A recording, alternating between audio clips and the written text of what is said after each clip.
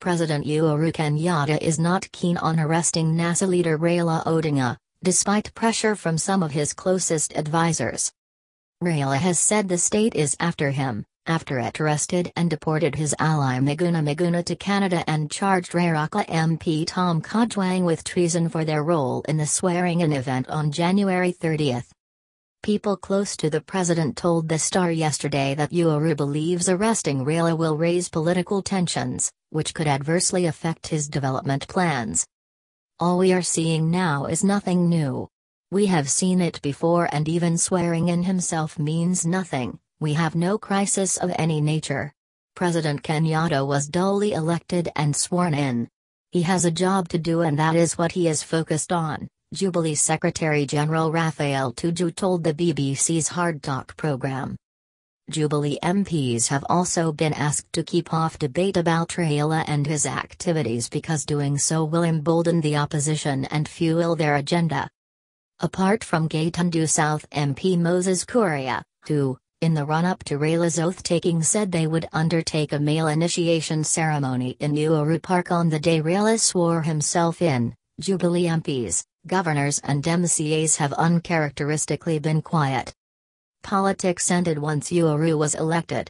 Jubilee is now focused on serving the people who elected them, said Kuria.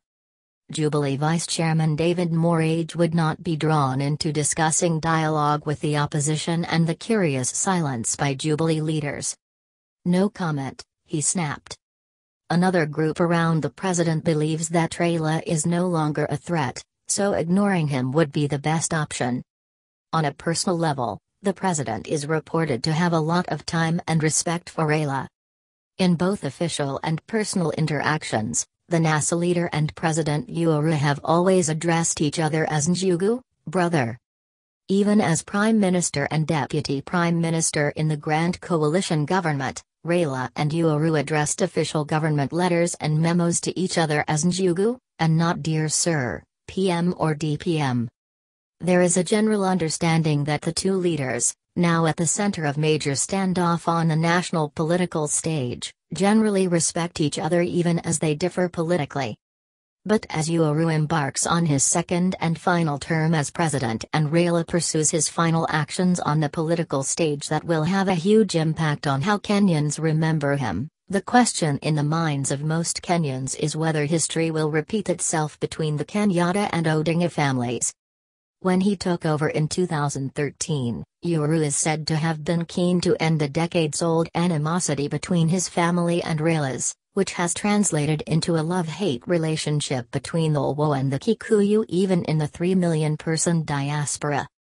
This concern appeared to be shared by the Odingas and is said to be part of the reason Raila simply accepted the Supreme Court ruling that confirmed Uhuru's win in 2013 and proceeded to wish the president well. 5 years ago, Raila is said to have been uncomfortable starting another prolonged contest with Uhuru, which risked widening the rifts between the two families and communities. Raila has often stated that the differences between his father, Jaramogi Oginga Odinga, and Uhuru's father, Jomo Kenyatta, who were the founding vice president and president of Kenya, respectively, were ideological, not tribal or personal. Observers, however, fear history is repeating itself as Raila and Uhuru retain a respectful personal relationship while they differ bitterly politically, with their differences leading even to loss of lives, as was the case between their fathers. When Jomo died in 1978, Jaramogi, his first vice president, with whom they had fallen out politically in 1966-69, attended the laying-in state of the body at State House, Nairobi, and, standing next to the body, wept too after saying a prayer in W.O. After his loud dirge, which was broadcast by the state-owned Voice of Kenya radio and TV, Jaramogi told the media he did not have fundamental differences with Kenyatta. The subject of whether the sons of the founders of the Kenyan nation will heal the wounds or keep digging is a sensitive one, even among the MPs allied to the respective leaders. In Parliament, however, a number of Luo MPs view Uhuru more favorably than his deputy, William Ruto. Some say that, In any contest that happens to pit Uhuru's interests against Ruto's, they will back Uhuru because they think he is more respectful of Raila.